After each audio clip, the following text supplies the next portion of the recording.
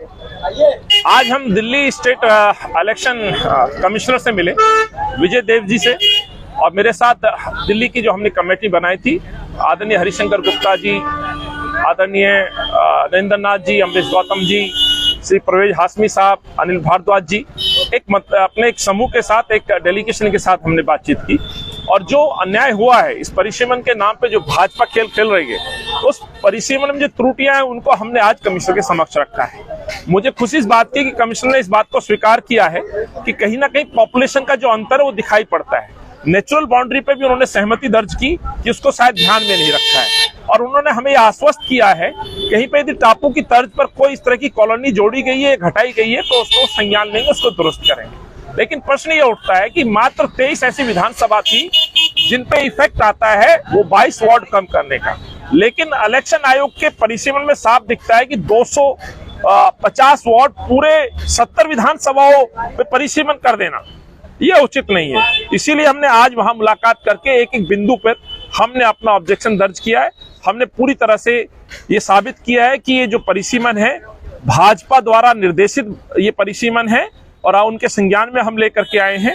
जिस तरह से दलित विरोधी, अल्पसंख्यक विरोधी परिसीमन में एक तरह से तस्वीर दिखाई देती है, हमने उसको साबित किया है। सरकार से सहमति होना, असहमत होना, ये उनका हक है। सरकार की नीतियों पे प्रश्न पूछना ये किसी भी भारतवासी का, हिंदुस्तानी का ये हक है। लेकिन सत्ताधारी लोग ये सोच करके कि हमसे प्रश्न पूछते हैं, हमारा साथ नहीं देते, उन मतदाताओं को तितर बितर करना, उन कॉलोनियों को तितर बितर करना, मैं समझता हूँ लोकतंत्र के लिए ठीक नहीं है। यही ऑब्जेक्शन लेकर के हम आए थे, लिखित रूप में हमने ऑब्जेक्शन दिए हैं।